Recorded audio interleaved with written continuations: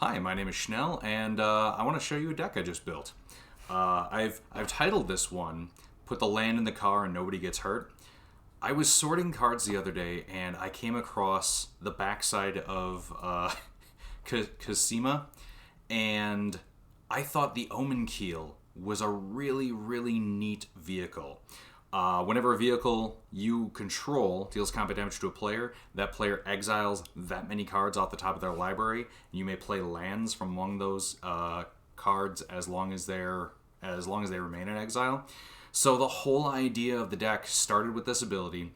I would thought a 3/3 for 2 that crews for 1 was pretty decent just by itself, but the fact that I'm exiling my opponent's library and I'm stealing lands, I wanted to go kind of goofy with this one. So this is some of the ideas that I'm going with. We've got Domain in the form of Allied Strategies, Joda's Codex, Evasive Action, all the stuff that I'm looking to have all the different land types. Now, obviously, mono blue, I'm only going to have one on my own. However, stealing lands from my opponent's libraries, I figured there's a pretty good chance I can get a couple of different colors there. Or, well, not lands aren't colors, but you know what I mean. We've also got some stuff in the Sunburst realm, including not only the Etched Oracle, but hopefully what will end up being a big beater, the Solarion. Now, 7-drop for a 1/1 if the deck does nothing, not great. He does double every time every time I activate his ability to tap him. So in addition to, and we'll just go through the rest real quick. So we've got some Converge stuff.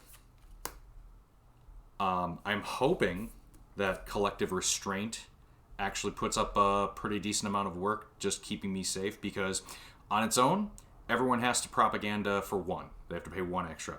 If I can get a few different basic lands from my opponent's libraries, then they have to pay 5 every time they try to swing. We've got some pretty decent, just not quite tutory, but just again looking for stuff, thinning the deck out a little bit, putting some bodies out there, hopefully pumping up and dealing more damage and exiling more cards from my opponent's library, and then again just looking at stuff that I've got to rearrange the deck and kind of sort what I'm going through. So none of the Converge, Domain, Sunburst abilities are particularly great, especially in a mono blue deck. So I've very limited myself that way. However, we do have some of our own heavy lifters here. Thespian Stage to become any mana out, or any land out there, so I can again steal the types that I need. Unstable Frontier changes my own basic land type. If I just need colored production for, say, Sunburst, we've got Coalition Relic, we've got Chromatic Lantern, which is one of the greatest fixers. Exert Influence, missed this one going through the rest of the Converge, Domain, Sunburst stuff, but being able to steal stuff and potentially stealing up to a 5-power creature could be really cool. Phantasmal Terrain, this is kind of an iffy card in the deck just because it's 2 blue to change one of my lands versus the rest of the effects where Reef Shaman, it's a 1/1 for 1, I can rearrange, or I can change my land, and it's a little bit of a blocker if I ever need it. Realm Right is going to be a great option because he statically gives me an additional basic land type, and as a 1/1 he can crew the Omenkeel if he needs to. Navigator's Compass, again, just trying to correct what my opponents aren't giving me. And then the last two here, Grixis Illusionist and Dream Thrush. Both of them, 1/1s for 1 and 2 respectively, but the 2-drop has flying. They both change land types. They're both 1-power creatures, so that I can crew my commander when I need to. Going into more of the options that go again, because again, it's whenever a vehicle, not just the Omenkeel.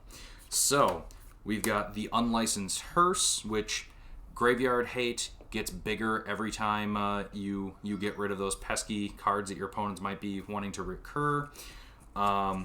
We've got the Night Scythe, which I had to order an extra one because I didn't want to steal out of the Necron 40k precon. And this thing, the fact that it's flying, so it's got a type of evasion, It's a cruise for 2, but it creates that 2/2 crew Necron right away. Wonderful. Smuggler's Copter has been fantastic ever since it came out. We've got the Weatherlight. We've got a couple of other big legendary boats. The Nautiloid ship. Again, a little bit of hate, a little bit of steely shenanigans. More from the 40k universe, the Knight Paladin. A little bit bigger. It cruise for 1, and with a 6/6 that cruise for 1, thought it'd be cool. It only has that 4 on the ETB, not the attack, so you're not going to get a lot of extra damage out of there. But you're dealing 12 damage to everyone. So, and again, Trample, it has a form of evasion. It should be dealing some combat damage out there. Surge Hacker Mech, whenever it deals damage equal to double the number of vehicles I have out, and I think I'm running about a dozen vehicles total in the deck. First Strike Trample Haste, again, we want to be able to swing through, swing past. 2/2 flying vehicle, and it taps something, so I remove a blocker potentially. Canoptic Spider, whenever you cast whenever another non-token artifact or vehicle enters the battlefield, card draw. Card draw on a 4/4 flying artifact creature that's going to trigger off of all my vehicles. This should help me cycle through the deck pretty quickly.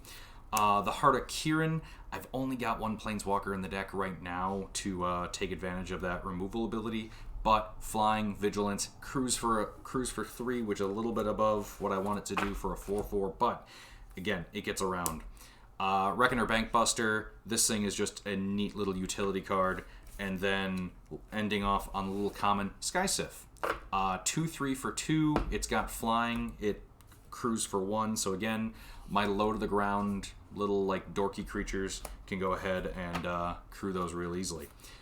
On the flip side of that, this next pile is just the goofy creatures that I love. They're not good for most circumstances, but they're great here.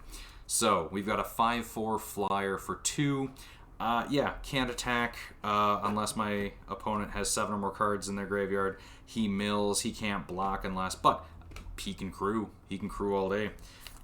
So can Kefnet, 5/5 for 3. It's indestructible. If I do fill up my hand with some of the other little card draw tricks that I've got out there, then I've got a 5/5 flyer on the board by himself. But again, he doesn't have to. He's already a creature. He doesn't need anything else to crew anything that I've got out there. Brackwater Elemental. He is at the low end of this this pile of like bigger power than converted mana cost or mana value, I suppose now. But if I need to, he can swing, he can block, he just dies, and then I can unearth him. So if there's a board wipe and I just need to swing through with a vehicle, especially after a board wipe, because my things aren't creatures on my opponent's turns 90% of the time, and anyone who's going to be playing a sorcery speed board wipe, they're not hitting my vehicles, they're hitting my crew. So unearth, bringing this guy back, I figured that would be useful. Lupine Prototype, this has been just a personal love of mine since Shadows over Innistrad came out. The Shadows block anyway. Again, 5/5 for 2, he can crew anything. Doesn't need to attack, doesn't need to block, just needs to have a big power. Relic Golem is in that same boat. Doesn't need to mill, I don't need to, but it's again, little bits of disruption, little bits of annoyance to my opponents, so hopefully we're doing some work there. Tezzeret is the only Planeswalker in the deck because he is so vehicle themed. I thought about running the other Tezzeret to tutor out artifacts, but there's enough, I think, in the deck right now, and that was the other thing, I want to keep this deck relatively budget. Right now, according to Architect, I think it's a little 160-ish, and you can check the link that I've added with this video. But yeah, he is dirt cheap Planeswalker, 4 for 4. The first static ability, I don't know how much that's going to help me, but drawing cards or activating a vehicle into a 4/4, regardless of it, whatever it is. So again, I'm making my vehicles go off and attack. We've got some support cards. Ethereum Sculptor makes everything cheaper. Argivian Restoration brings some stuff back. Fairy Mechanist, look around, rearrange, find the vehicle I want. Deadeye Quartermaster.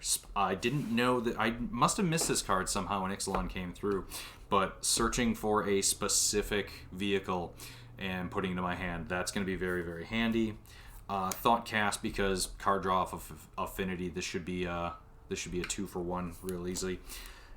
Pithing Needle is a card that is never in my I need to seek this card out and add it to a deck. This was, I was looking for some stuff and I found one and realized shutting off an annoying commander, usually a good option. Treasure Mage and Trophy Mage. So Trophy Mage gets a lot of things out of this deck. Treasure Mage only really gets Solarion. So I don't know if I'm going to keep it in here, but a 2-power is more than enough to crew most of the stuff that I want it to. It's a 3-drop, and again, with everything being relatively low to the ground as far as get the Omenkeel out, crew it, and go. I think this will still do some work in the deck. Anchor to Reality, a new tinker for equipments or vehicles. Our last little bit here, so in addition to trying to crew vehicles, trying to get around and evade, Tempest Caller. ETB, tap down all my opponent's stuff, swing through, exile a chunk of their deck, take their land. Opposition, if I've got extra bodies that aren't doing anything, again, tap down big blockers. Distortion Strike and Shadow Rift, both to make things unblockable. And again, for 1, because I'm already investing a lot of resources into both the vehicles and the crew for them. Manifold Key is reusable. Rogue's Passage is reusable. Whisper Silk Cloak is reusable. The Glaring Spotlight, this is just neat, and yeah, it's a one-shot, but making everything unblockable, this might be my game ender. And this would be a weird card to take somebody out with, but I hope we see it. We've got a Suit Up, just because when you're searching for a keyword vehicle, it's card draw, it activates without having to have a body on the field. It's instant speed, so maybe I could use it as a combat trick. And then we've got our just objectively good, or at least what I think are just good things to put in here. Thousand-Faced Shadow, 1/1 for 1. So again, he can crew my commander, he's real quick, he's got flying, but making a token copy of something that's tapped and attacking when he does ninjutsu in. And with the fact that I should have some unblockable tricks, maybe I can double up on, a big crewed vehicle. Beacon of Tomorrow, this is expensive, but at the same time, I shouldn't be missing any land drops. So if the game's getting late and I just need, another swing to get somebody, taking an extra turn and then putting it back in the deck, that should be great. Reality Chip, help me get through the deck faster. Snap to remove and then have the mana available. Ledger Shredder, I was happy to find a borderless one of these in my collection. Again, objectively good card. It's a 2-drop, it gets out there really quick, it can crew the Omenkeel, it has flying on its own, and then Conniving every time somebody starts or casts their second spell. So he can help me go through the deck, and he can get bigger to start crewing some of the bigger stuff, or just hitting on his own. The Diluvian Primordial. Again, if I'm hitting them and I just need something later game to start really bringing it home, I'm not going to be milling a lot, but I can cast anything from their graveyards without paying for it. So that could just be fun trick stuff. Flow of Knowledge should be a lot of card draw. I've got a lot of islands. Chart a Course, going to be swinging all day, might as well take advantage of it. And then we're going to end on my favorite card probably in the game right now, Mirage Mirror. This card has so many options. It has helped me in so many situations.